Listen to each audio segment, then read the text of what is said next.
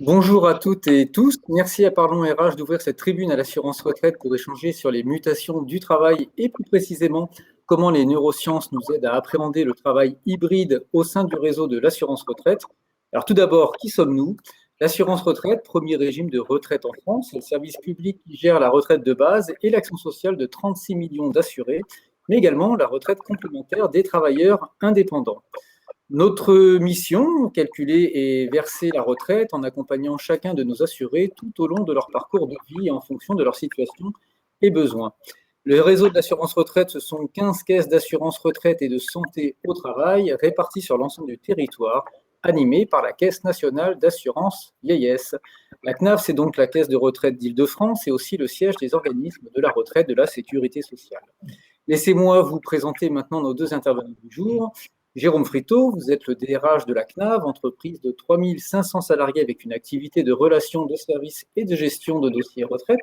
Vous êtes aussi le DRH du réseau de l'assurance retraite, près de 14 000 salariés. Bonjour et bienvenue à vous, Jérôme. Merci Sébastien, bonjour à toutes et à tous. Muriel Bialès, vous êtes secrétaire générale de la CNAV. Vous avez en charge l'appui au pilotage de l'entreprise, la logistique et le pilotage des budgets. Bonjour Muriel et bienvenue également. Bonjour Sébastien et bonjour à toutes et tous. Quant à moi, je suis Sébastien Masson, j'anime le réseau communication de l'assurance retraite et j'ai le plaisir de vous accompagner aujourd'hui. Alors avant d'entrer dans le vif du sujet, quelques consignes pour les participants sur ce webinaire. Les questions du public seront prises potentiellement au fil de l'eau quand ce sera possible ou traitées ensemble en fin de séance. Pas de support pendant le direct pour profiter de la présence de nos deux intervenants, mais vous aurez la possibilité de consulter des documents complémentaires que nous vous indiquerons au cours de nos discussions. Cette petite introduction étant faite, je vous rappelle le thème de notre échange, comment les neurosciences nous aident à appréhender le travail hybride. Et Jérôme, je me tourne vers vous tout de suite. La CNAV a fait le choix de démarrer une recherche-action sur le thème du management en mode hybride. Pourquoi investir sur ce thème? Alors je pense que j'aurais pas de mal à convaincre sur la nécessité d'investiguer cette thématique qui est commune à de bien nombreuses entreprises depuis cette rentrée très particulière après plus de 18 mois de crise sanitaire qui ont été traversés. C'est un sujet qu'on avait investi avant la crise sanitaire, puisque aujourd'hui on constate depuis maintenant quelques temps une accélération des évolutions sociétales, un renouvellement générationnel, le développement d'une économie collaborative. Bref, plein d'enjeux qui ont beaucoup d'impact sur le monde du travail, de manière plus ou moins visible. Et il était d'ailleurs pas toujours si simple de convaincre au sein d'une entreprise, au sein d'un service public, de la nécessité de réfléchir, de s'engager sur l'impact de ces mutations du travail en matière d'organisation, en matière de management, en matière de mesures d'impact de la transformation digitale. C'était pas si évident auprès des managers notamment de lancer ça. On avait, nous, à la CNAV, engagé une formation action depuis 2019 auprès des différentes directions pour s'interroger sur l'impact de ces transformations plus ou moins visibles, et on avait commencé à réfléchir sur le sujet. La crise sanitaire qu'on a traversée a considérablement accéléré ces réflexions, a généré une vraie prise de conscience, et aujourd'hui, tout le monde se pose des questions. Personne ne détient la vérité sur finalement le monde de demain, même si je suis toujours précautionneux avec cette appellation-là, sur les organisations de travail, sur les enjeux de cette transformation managériale. Mais ce qui est sûr chez nous, c'est qu'on avait un vrai intérêt à ne pas trop traîner, parce que si certaines entreprises ont pris le temps de la réflexion, se sont dit on va essayer déjà d'effectuer un retour sur site en septembre-octobre 2021 compte tenu de l'amélioration de la situation sanitaire, on a fait le choix, nous, au sein de l'assurance retraite, et les 16 employeurs de l'assurance retraite ont fait le choix d'accélérer, d'engager des négociations, un dialogue social euh, dans des délais que je qualifierais quand même de tout à fait honorables pour déjà définir un nouveau cadre, pour accélérer le développement du télétravail, un télétravail raisonné. Et ça, c'est la face émergée de l'iceberg. On a défini le cadre. Maintenant, il est extrêmement important qu'on s'attaque finalement à cette révolution silencieuse du travail qui est engagée par cette hybridation de notre organisation. Et ça a une importance toute particulière dans un service public, évidemment. Et donc, on a besoin maintenant de s'appuyer sur des témoignages, des réalités de terrain pour dessiner finalement notre avenir. Et dans la mesure où on veut pas rester sur un schéma très théorique, très conceptuel, on veut s'appuyer le plus possible sur l'expérience collaborateur, l'expérience de terrain. On parle souvent de travail prescrit et de travail réel. Là, on veut s'appuyer au maximum sur le travail réel pour dessiner un chemin, pour fixer des repères. Et pour ça, on a finalement eu deux modalités. Un premier travail avec certaines directions, avec des chercheurs, notamment en sciences sociales, pour essayer de nous guider à travers des observations et des enseignements de ce qui s'est passé pendant la crise sanitaire, pour pouvoir essayer de voir sur quoi on peut capitaliser de positif. Et puis le deuxième sujet, c'est celui qui va nous occuper tout particulièrement pendant ce webinaire, c'est celui de l'expérience cognitive du travail, essayer de s'appuyer sur les neurosciences pour percevoir ce qui est, selon nous, le schéma le plus désirable, finalement, du travail à la CNAV dans des modalités qui cumuleront, finalement, télétravail et travail sur site. Alors justement, vous parlez de l'appui des sciences cognitives. Muriel, je me tourne vers vous. Vous avez fait le choix de vous engager sur ce thème avec une recherche-action et donc l'appui de ces sciences cognitives. Quelles sont vos motivations? Alors, comme vient de dire très bien Jérôme Friteau, donc, on a basculé finalement dans le management hybride et surtout dans la dimension distancielle de l'organisation du travail de manière subie pendant la crise sanitaire, comme l'ensemble des entreprises globalement. Et il nous a semblé extrêmement important de construire finalement un schéma qui nous ressemble, un schéma cible de croisière, mais qui, en fonction des différents retours que nous avions des collaborateurs, mais aussi d'un certain nombre de pressentiments, nous semble extrêmement impactant, non pas uniquement sur l'organisation du travail, ça c'est un domaine que nous partageons depuis longtemps, qui faisait déjà l'objet d'études et d'analyses approfondies, mais un sujet très profond, notamment sur des thématiques telles que la conciliation entre la vie professionnelle et la vie personnelle, avec ce qu'on a tendance à appeler comme une forme d'atténuation de la frontière entre ces deux espaces et ces deux temps de vie. Également, une problématique assez profonde de refondation finalement de l'adhésion. On voit aussi que cette crise a très fortement questionné le rapport entre l'individuel et le collectif. Ça, c'est également un sujet que les neurosciences nous permettent d'approcher de manière beaucoup plus précise. Et puis, finalement, l'adhésion à un système de valeurs qui est celui des valeurs portées par l'entreprise et pas uniquement des valeurs que l'on se construit par une forme d'adjonction, finalement, d'individualité. Et tout ça, ça renvoie non pas à nos schémas d'analyse classiques, mais finalement à une analyse assez détaillée de ce que les sciences cognitives peuvent nous apporter en termes de perception, en termes d'usage et en termes de ressenti. Et aller sur ce terrain-là est pour nous la façon d'aller creuser ces sujets, d'aller pousser un petit peu dans leur retranchement les collaborateurs pour essayer de dégager ce que Jérôme Friteau appelle le désirable du travail, mais aussi des nouvelles formes de travailler ensemble en entreprise. Alors, au-delà de ce choix finalement du domaine des neurosciences, qui est quand même quelque chose de très, très nouveau, en tout cas à la CNAV, il était pour nous important qu'on ne reste pas sur une dimension purement théorique. Très, très vite, on pourrait être dans de la recherche universitaire, ce qui présente évidemment un intérêt tout à fait certain, mais qui n'est pas forcément déclinable et appropriable rapidement, immédiatement par les équipes. Or, pour susciter cette adhésion à l'exercice, il était important qu'on se situe dans quelque chose qui fournit une forme d'équilibre entre de la recherche, parce que c'est intéressant d'être sur des domaines à la fois innovants, porteurs, qui nous amènent à nous sortir finalement, à nous extraire de notre quotidien, mais aussi à nous projeter dans de l'action, dans de la très forte opérationnalité.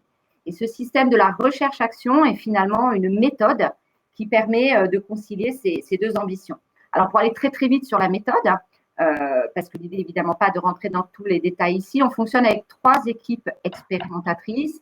Ça représente un collectif d'à peu près une cinquantaine, un petit peu moins d'une cinquantaine de collaborateurs sur des métiers très diversifiés, puisque Sébastien, tu l'as dit, on est sur des équipes qui parlent à la fois logistique, travaux, contrôle de gestion, informatique. Donc là aussi, l'importance d'aller finalement toucher des appréhensions peut-être un petit peu hétérogènes de ces différentes questions. On s'est appuyé évidemment sur le collectif des managers, c'est extrêmement important, mais aussi sur celui de l'ensemble des équipes par le biais à la fois d'entretiens, et donc 20 entretiens à peu près ont été réalisés. Et puis, on a 350 questionnaires qui vont partir la semaine prochaine à l'attention de l'ensemble des collaborateurs du secrétariat général. Et donc, avec un terrain de jeu finalement beaucoup plus large que celui des équipes expérimentatrices. Ce qu'il faut aussi avoir à l'esprit, c'est qu'il y a une forme d'échange extrêmement important puisqu'on va distribuer à la fois de la matière par le biais de webinaires, donc un webinaire qui va être sur la culture finalement du lien social au travail, c'est aujourd'hui une de nos préoccupations centrales, et puis un autre qui va permettre de travailler sur la régulation de la charge mentale. Donc on est quand même là aussi sur un des sujets de préoccupation majeure, à la fois des managers, mais aussi des collectifs, dans ce lien parfois un peu chahuté entre la vie professionnelle et la vie personnelle. Et ce qui est vraiment très novateur dans cette recherche-action-là en particulier, c'est qu'on va creuser des questions qui n'ont jamais été posées sur la qualité du sommeil, sur les moments personnels, comment est-ce qu'ils s'articulent par rapport à une forme de bascule entre du temps de transport, du temps dédié à la famille. Ce sont des questions qui ne sont jamais posées finalement dans la sphère professionnelle parce qu'on a toujours cette forme de pudeur à aller sur le terrain du personnel. Et là, on fait tomber finalement ces frontières. Et ce qui est très intéressant, c'est que la méthode permet finalement de raccrocher l'ensemble de ces éléments à la construction d'une vision assez collective de ce que l'on attend demain du travail. Alors, très, très intéressant et aussi, on voit que c'est très pragmatique. On a bien compris, la recherche-action est toujours en cours, donc pas terminée, mais peut-être qu'on a des premiers enseignements, ou peut-être avez-vous, Muriel, quelques intuitions à nous livrer? Alors, en fait, j'ai les deux. Donc, les premiers enseignements, peut-être déjà une forme d'enseignement par rapport au ressenti, par rapport à l'exercice. C'était important parce que, alors, on reste dans quelque chose qui, évidemment, respecte parfaitement la notion du volontariat. Nul n'est forcé de répondre à l'enquête. Mais ce que l'on a constaté, c'est finalement une motivation assez grande des équipes pour pouvoir se prêter à ce type d'exercice, alors même qu'il est, comme je le disais, assez, alors, non pas intrusif, mais que quand même, il pousse un petit peu plus loin encore les frontières du questionnement. Et pourtant, une vraie confiance, finalement, s'est instaurée, ce qui, pour moi, est le signe non seulement d'une confiance dans la méthode, une confiance dans l'équipe qui nous accompagne dans cet exercice, l'équipe de chercheurs, mais aussi, finalement, une confiance dans l'équipe managériale et dans la ligne managériale, parce qu'on sait aussi que les réponses qui vont être apportées au travers à la fois de l'entretien et du questionnaire vont être utilisées, exploitées de manière collective pour le bien-être de tous. Donc, pour moi, déjà, l'adhésion à l'exercice est un premier enseignement et un premier enseignement très positif d'une forme d'adhésion collective finalement à cette recherche-action alors même qu'elle est très nouvelle dans la pratique et dans le contenu. Donc, pas véritablement de gêne alors même que certaines questions renvoient à des notions de pudeur. Donc, un matériau très large. Et ce matériau-là, finalement, nous permet d'ores et déjà de confirmer les intuitions ou de pointer finalement certains sujets appelant tout particulièrement notre vigilance. Tout d'abord, alors là, c'est des choses qu'on avait quand même déjà perçues, c'est que l'analyse finalement s'attache à chacun des temps de la journée. C'est une véritable analyse de l'emploi du temps du quotidien, avec que se passe-t-il au lever, le transport, les moments informels du matin, les réunions, le travail individuel. Donc, on a un séquencement finalement de la journée qui donne lieu finalement à une analyse à la fois sur ce que cela apporte en points positifs ou en irritants en termes à la fois d'équilibre cognitif, de capital social et de récupération. Donc, on a une analyse qui est très scientifique. On n'est pas uniquement sur la perception pure. On a un calibrage très scientifique de ces trois critères d'analyse. Et ce que l'on ressent, c'est qu'on a quand même des positionnements très tranchés sur ces différents éléments de la journée et de l'organisation du travail au regard de ces trois critères. Donc, je vais en prendre 2, 3. pour ne pas rentrer trop dans le détail, le travail individuel, par exemple, on le savait, on le pressentait, et celui qui nécessite la plus grande concentration, il génère une irritation profonde, désormais, lorsqu'on est sur site, alors même qu'il génère une adhésion très grande lorsqu'il est réalisé à domicile. Alors, me direz-vous, est-ce qu'on avait vraiment besoin des sciences cognitives pour pouvoir approcher cette réalité? Peut-être pas, on le pressentait, mais là, on a vraiment une analyse scientifique de ces éléments-là, avec donc des actions qui pourront être déclinées pour pouvoir mettre en place les plans d'action correspondants. On a également un vrai point de vigilance sur l'importance de l'informel, avec là une forme de bipolarisation entre des personnes qui sont dans une vraie recherche des moments informels et qui du coup se sentent très perdantes lorsqu'elles sont à domicile, qu'il s'agisse de moments informels pour mieux travailler ou de moments informels pour créer du lien social et de la convivialité, et puis des personnes qui sont soit sur des fonctions finalement beaucoup moins en interaction avec d'autres, ou des personnes qui ont des comportements potentiellement plus individualistes et qui finalement se sentent très très bien dans une forme de bulle qu'ils recréent à domicile. Donc on a là une forme de bipolarisation qu'il va évidemment falloir travailler pour éviter de laisser de côté un certain nombre de publics et d'avoir un collectif qui embrase l'ensemble des équipes. Et puis, dernier point, on voit bien aussi l'importance de la technologie. Alors ici, on est sur la plateforme Webikeo, mais on utilise beaucoup à la CNAV Teams, comme d'autres entreprises. Et là aussi, on voit bien que la notion du présentiel par rapport au distanciel et la question même de l'hybridation pose énormément de questions, puisque des collaborateurs nous disent, mais quitte à pas être tous ensemble, autant être totalement en distanciel. Et donc, on voit bien qu'on a quand même déjà des lignes forces qui se dégagent de manière assez importante et qui vont nous permettre de travailler sur des plans d'action très opérationnels pour répondre à ces différentes problématiques et finalement essayer de bouger le curseur sur les 3 critères donc, que je rappelle, l'équilibre cognitif, le capital social et la récupération, pour essayer de basculer au maximum ces 3 critères vers la zone verte et donc créer là aussi ce monde désirable du travail à la CNAV. Merci Muriel. Jérôme, je reviens vers vous. En tant que DRH, au fond, qu'est-ce que vous en attendez et quelles sont les prochaines étapes? Alors, comme Muriel l'a bien décrit, on veut déjà s'assurer que nos intuitions sont bonnes, pouvoir travailler sur ces enjeux d'activités télérobustes, téléfragiles, mais en s'appuyant sur le vrai témoignage de nos collaborateurs, parce que ce qu'on n'a pas dit en élément de contexte, c'est pendant 18 mois à la CNAV et dans le réseau de l'assurance retraite, on a eu quasiment 90% de nos salariés en télétravail quasiment à temps complet, alors avec des phases de déconfinement, de reconfinement, je vous refais pas le film. Là, avec 16 accords négociés, on se projette quand même sur une bascule du télétravail, je dirais, contractuel, qui historiquement était autour de 20-25% des salariés et très majoritairement à 1 jour par semaine, à un télétravail qui va être entre 2 et 3 jours par semaine pour 80% de salariés. Donc on a un vrai changement de paradigme, on voit bien qu'on a besoin d'aller maintenant le plus loin possible dans l'analyse de ces impacts.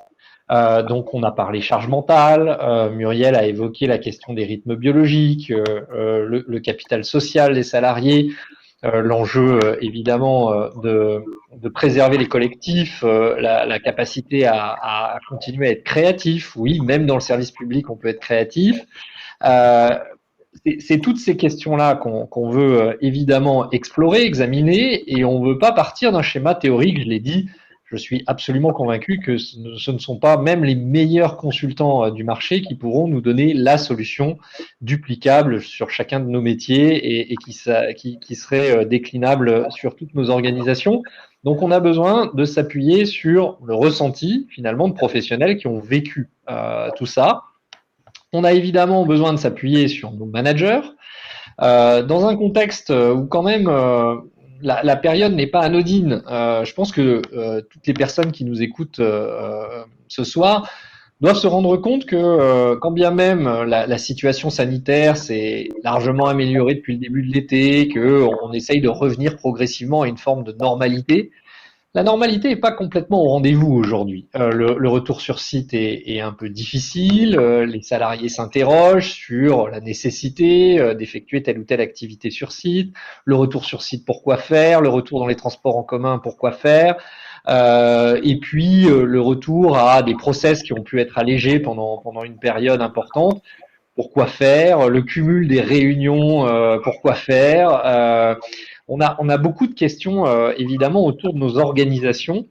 Et on a besoin de retravailler sur les modes de régulation du travail. Donc plus on aura de repères à travers des exemples de recherche-action comme celle-ci qui s'appuie sur les sciences cognitives, plus on essaiera d'affiner le modèle. On a un modèle déjà qui repose sur des schémas, je dirais, de cadrage juridique, d'accords qui sont relativement souples. On a des accords, on a des accords sur toute la France qui s'appuient à la fois sur du télétravail régulier, du télétravail plus ponctuel en fonction des activités exercées, une enveloppe annuelle de jours, etc. Ce qui fait qu'on va avoir de plus en plus de sur-mesures. Donc ça va emporter pas mal de conséquences aussi dans un système français de management, dans des grosses organisations qui est très processé, très normé, très verticalisé. Ça va nous poser pas mal de questions sur cette introduction du sur-mesure. Je rebondis aussi sur une question qui est posée dans le fil de conversation, avec la conciliation protection de la vie privée, réponse et intrusion finalement dans la sphère privée. Ça fait partie évidemment des questions qui vont se poser, quand bien même on voit bien qu'il y a maintenant une appétence plus forte des Français pour le télétravail. Il y a pour autant des risques qu'il nous faut positionner, et notamment ce risque d'intrusion dans l'intime, dans la sphère de l'intime, qui a été quand même très largement constaté pendant la période de crise sanitaire. On a des managers qui ont dû prendre en compte, en considération, de très nombreuses situations très personnelles des salariés qui se sont retrouvés de manière anodine à faire école à leurs enfants pendant la première phase de confinement en mars 2020, mais qui ont pu être en situation d'aidant auprès de personnes de leur entourage, soit atteintes de la maladie de la Covid-19, soit pour des situations plus graves d'isolement aussi, ou tout aussi graves d'isolement, pardon. Donc on voit bien que la percée de l'intime dans le professionnel, c'est maintenant quasiment un élément sociétal qu'il faut prendre en compte, qu'il faut aussi réguler au maximum, et notamment cette question de caméra n'est pas anodine, et la personne qui est Christelle qui a posé la question l'a bien souligné. On a besoin aussi de réguler, de normer un peu cette question de l'utilisation des outils, de l'intrusion dans la vie personnelle des salariés. C'est toutes ces questions qu'on va essayer de traiter. On part avec une forme d'avance là, puisque dès le mois de novembre, nous, on est déjà en phase de mise en œuvre de nos accords de télétravail. On est sur une normalisation, on va dire, d'un nouveau schéma hybride, d'un télétravail que je qualifierais de raisonné. Maintenant, on a besoin de voir réellement quels sont les impacts qu'on va avoir sur nos gouvernances, sur le management, sur le guidage de ce management et les nouveaux repères qu'on peut donner aux managers, qui sortent un peu quand même essorés de cette période de crise sanitaire. Alors, merci Jérôme, et merci aussi d'avoir pris la question directe. Je ne vais pas vous la poser du coup. On a bien compris l'intérêt de cette recherche-action. Deuxième temps de notre échange, inspirer les organismes et orienter la pratique managériale du réseau de l'assurance retraite. C'est l'objectif du livre blanc sur l'hybridation du travail que vous avez publié en juillet dernier. Jérôme Friteau, pouvez-vous nous en dire plus sur ce livre blanc ? Alors, effectivement, l'idée qu'on avait à cette sortie de crise sanitaire, c'était immédiatement de pouvoir tirer les enseignements de ce qu'on avait vécu collectivement, une aventure quand même assez inédite, assez singulière, et pouvoir cranter, on va dire, un certain nombre de convictions, d'axes qui seraient structurants pour notre organisation de travail pérenne. Et donc, j'ai eu le plaisir, avec évidemment l'équipe de la direction des relations humaines et de la transformation, d'animer un travail avec des directeurs de nos organismes régionaux, les CARSAT, des DRH, en tout cas une approche un peu pluridisciplinaire de cadres dirigeants, pour essayer de réfléchir sur ce que l'on souhaitait retenir de positif finalement dans cette expérience un peu traumatisante, mais quand même structurante pour l'avenir de nos organisations, essayer de voir quelles ont été les pratiques locales les plus intéressantes à retenir et qui pourraient guider, je dirais, d'autres employeurs au sein de notre réseau. Et puis, du coup, de formaliser à la fois ces points de convergence, ces lignes forces de ce que l'on voulait retenir, notamment en termes de management sur l'autonomie, la responsabilisation des collaborateurs, parce que dans un univers normé comme le nôtre, on était plus habitué, on va dire, à un management très, très normé, très guidé par des processus qu'on a dû lever par la force des choses. Et on s'est rendu compte que le service public était au rendez-vous pendant cette période et que les aspirations des collaborateurs étaient en train de profondément changer. Donc, essayer de s'appuyer sur ces lignes forces et essayer de partager les bonnes pratiques qui étaient identifiées dans ces ateliers de design. Et puis finalement, c'était aussi pour nous l'occasion de dire que l'innovation RH et managériale ont été au rendez-vous pendant cette période de crise sanitaire. Rappeler les enjeux qu'on identifiait en matière de mutation du travail. Et donc finalement, ce livre blanc, on a pu le sortir et déjà le concevoir sans réelle difficulté parce que la matière était relativement riche. Et puis pouvoir la partager au-delà même de notre petit écosystème de 14 000 collaborateurs. Et donc d'ailleurs, vous pouvez accéder très facilement à ce livre blanc qui est en accès libre et on vous mettra l'URL dans le fil de conversation pour que vous puissiez y jeter un coup d'œil. Tout à fait, on va mettre le lien URL dans quelques minutes, on va vous le mettre à disposition. Alors ce livre blanc est à la fois condensé mais riche de recommandations et d'exemples issus de la CNAV et des organismes du réseau. On ne va pas avoir le temps de tout citer ce soir, je vous invite à le consulter sur le site de l'assurance-retraite.fr dans les documents de référence. L'URL devrait apparaître dans quelques secondes dans le fil de discussion. Je vous propose de détailler un exemple partagé, peut-être celui du baromètre social digital. Il est utilisé depuis longtemps maintenant à la CNAV et dans de nombreux organismes. Alors, Jérôme, quelle utilisation vous en faites?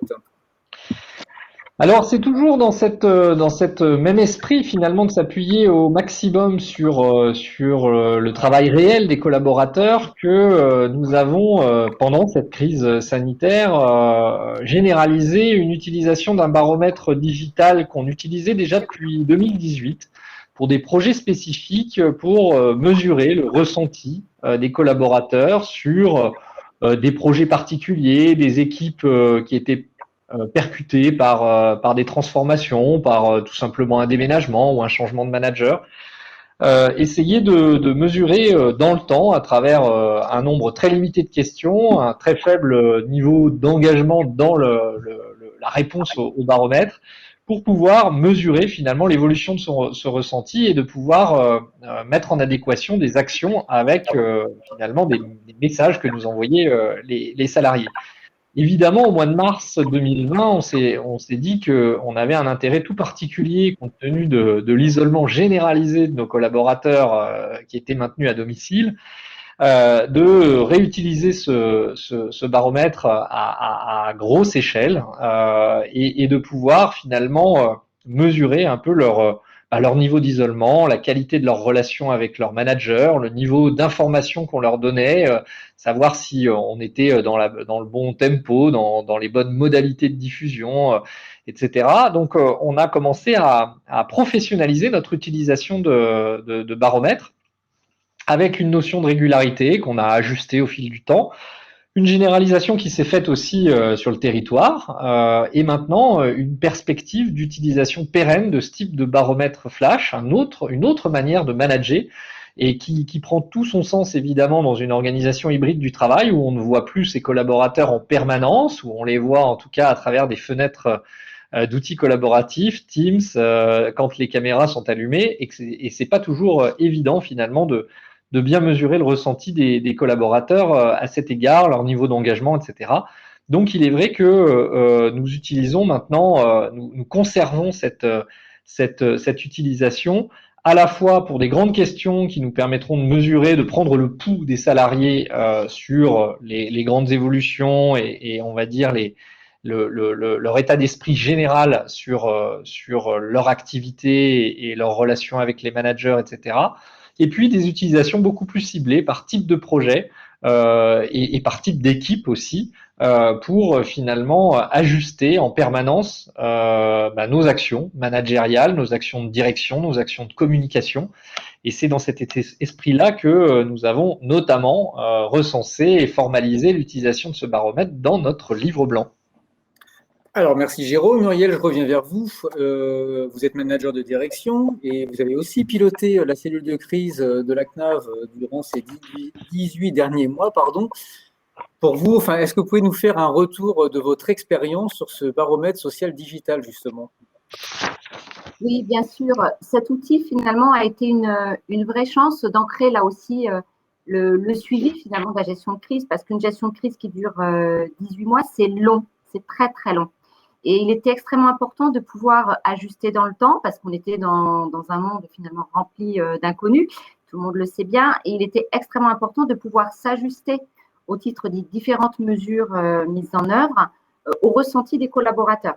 Je pense que ça a été un véritable atout qui a permis notamment pendant la période d'éviter un certain nombre de conséquences à la fois individuelles et collectives dans les équipes qui auraient pu être très, très négatives, y compris pour l'activité de la CNAV. Et donc, en tant que service public, il était extrêmement important que l'on puisse sécuriser la mobilisation des équipes et leur adhésion finalement aux solutions diverses, qu'elles soient managériales, opérationnelles, mises en œuvre pour pouvoir rendre ce service aux assurés. Donc, il était vraiment essentiel que l'on puisse s'assurer dans le temps d'un suivi de ces ressentis, de cette adhésion, pour qu'on puisse ajuster les mesures au plus près de ce que nous faisaient remonter les collaborateurs. Et ça, je crois que ça a été un succès, puisque finalement, aujourd'hui, si on se retourne sur la période écoulée, on a plutôt un contentement général des collaborateurs qui trouvent qu'à la fois, ils ont plutôt été très accompagnés par leur employeur sur la période, mais aussi qu'ils ont plutôt la satisfaction forte d'avoir pu rendre le service rendu, ce qui était le double objectif finalement que nous poursuivions.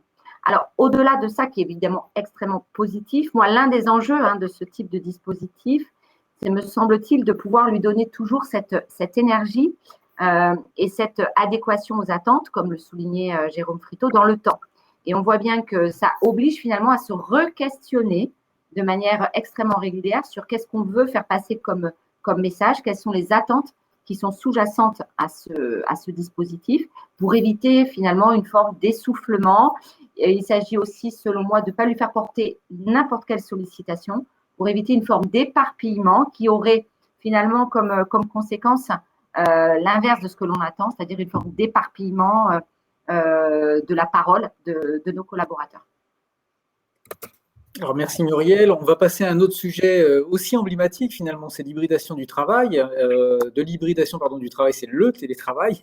Je me tourne vers vous, Jérôme, à nouveau, pour vous inciter à nous partager votre expérience de DRH d'une entreprise de 3500 salariés, mais aussi d'un réseau de 14 000 personnes. Et quelles sont vos recommandations et celles du livre blanc?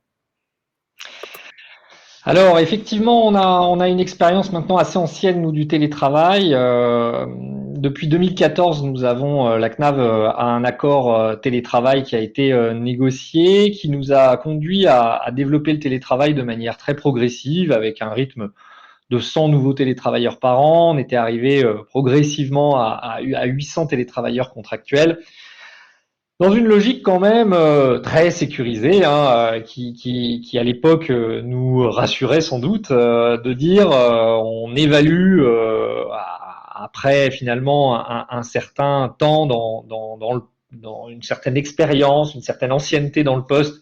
Au bout de 2 ans, généralement, on évaluait l'autonomie du salarié dans sa tenue d'emploi, dans sa maîtrise des outils, dans sa relation avec le collectif.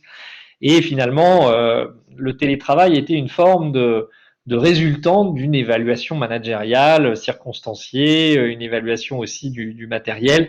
Tout ça est sans doute dû à notre ADN. On gère un service public, on se doit de sécuriser, on va dire, nos grandes évolutions. On a considérablement évolué dans notre approche tout récemment, avec un télétravail désormais ouvert à tous nos salariés dès leur embauche, après une période d'adaptation qui inclut notamment les périodes de formation initiale, parce que on est une entreprise apprenante qui forme ses collaborateurs particulièrement sur le cœur du métier, la retraite. Ça ne s'apprend ni dans une école spécialisée, ni dans une université. Donc, nous formons intégralement nos professionnels. Donc, il y a une période qui va être, d'ailleurs, qui est en train de s'hybrider aussi, puisque la formation est mixte, à la fois en présentiel et à distance. Et donc, on renverse un peu le paradigme en faisant en sorte que maintenant la confiance soit accordée a priori et que n'importe quel salarié sur une activité télétravaillable puisse bénéficier de cette activité à distance, de cette organisation particulière, ce que j'appelle le télétravail raisonné, puisqu'on n'est pas allé très très loin. On est allé sur 2 jours par semaine en norme, ou 85 jours par an pour les organisations, les métiers qui nécessitent une organisation plus souple, avec finalement un rythme qui peut être assez varié en fonction de l'année. Et puis, par exception, des salariés, parce qu'on a voulu reconnaître des situations particulières, la parentalité, la situation d'aidant familial, les seniors de plus de 60 ans qui nous ont notamment dit que pour certains, il y avait de la fatigue générée par les transports en commun, etc. Ou les situations de handicap, on a autorisé certaines atypies, et notamment du 3 jours de télétravail par semaine. Ma conviction, mais elle ne vaut que ce qu'elle vaut, elle est très personnelle, c'est que même si certaines entreprises sont tentées par l'aventure de la virtualisation de l'entreprise, il faut être toujours très prudent, à mon sens, par rapport à ça. Alors, bien sûr qu'il y a toujours des questions d'économie d'échelle, supprimer les locaux, supprimer des baux et mettre tout le monde en télétravail à 100% peut être une tentation. J'ai envie de dire attention à ne pas perdre son ADN, à ne pas perdre la force des collectifs, parce que on s'en est rendu compte pendant 18 mois et même un peu plus. Le télétravail à temps complet créait quand même de l'isolement, avait quand même des effets sur la capacité créative de nos organisations. Donc je suis un peu réservé, je dirais, sur des structures qui pourraient aller très loin sans que ce soit vraiment dans leur ADN initial. Pour une entreprise naissante, c'est tout à fait envisageable, évidemment. Pour les autres, moi je suggère quand même un télétravail choisi, c'est-à-dire qu'il est très difficile pour un employeur de dire moi j'impose le télétravail pour des questions aussi potentielles d'économie ou d'homogénéité, d'imposer le télétravail à tous les salariés. Certains sont faits pour le télétravail, peuvent avoir les bonnes conditions pour télétravailler, d'autres non. Je pense qu'on va se poser beaucoup de questions collectivement sur les notions de tiers-lieux dans l'avenir, parce que le télétravail à domicile pose beaucoup de questions. On parlait tout à l'heure d'intrusion dans la sphère intime. Je pense que les tiers-lieux vont avoir vocation à beaucoup se développer.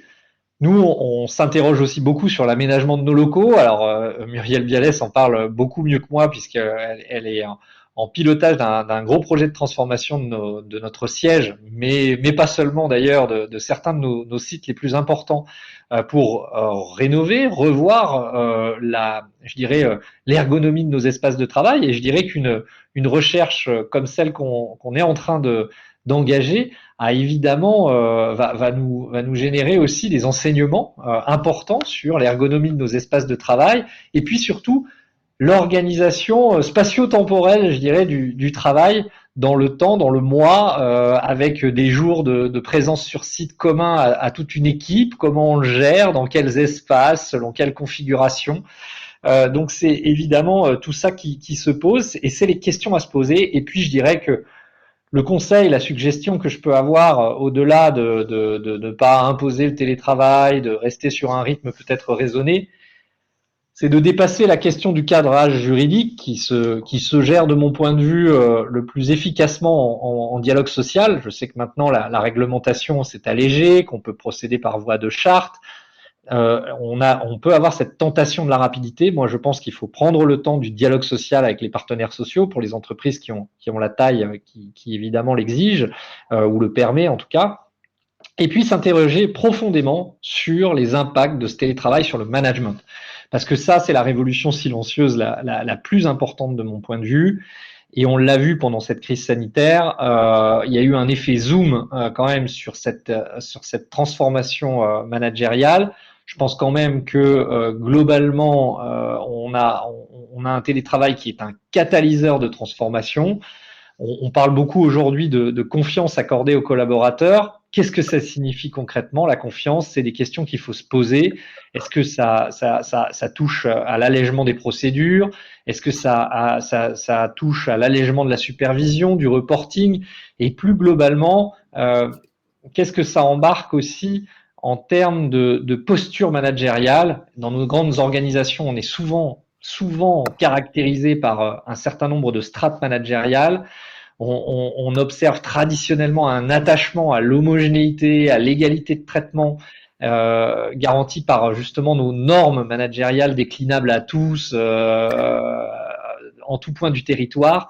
On va aller très vraisemblablement de plus en plus vers du sur-mesure, vers la pratique de l'équité, de la justice sociale, qui ne passera pas forcément par l'égalité. Et ça, je pense que ça réinterroge fondamentalement nos modèles managériaux.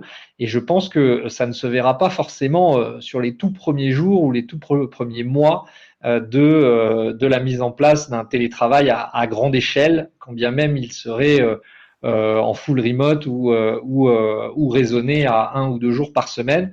Je pense quand même qu'on a un besoin de s'interroger là-dessus, de s'interroger aussi sur la recherche de simplification, d'automatisation du reporting. On a aujourd'hui des technologies qui nous le permettent, d'allègement de supervision, de responsabilisation par des objectifs, sur une temporalité qui ne soit pas trop courte, qui laisse de la marge de manœuvre. Voilà, et pour moi, c'est ça des marqueurs réels de confiance, parce que décréter la confiance, l'afficher dans des plaquettes de communication, ça ne permettra pas de mettre en place un modèle pérenne, solide et un futur désirable, pour reprendre mon expression du début.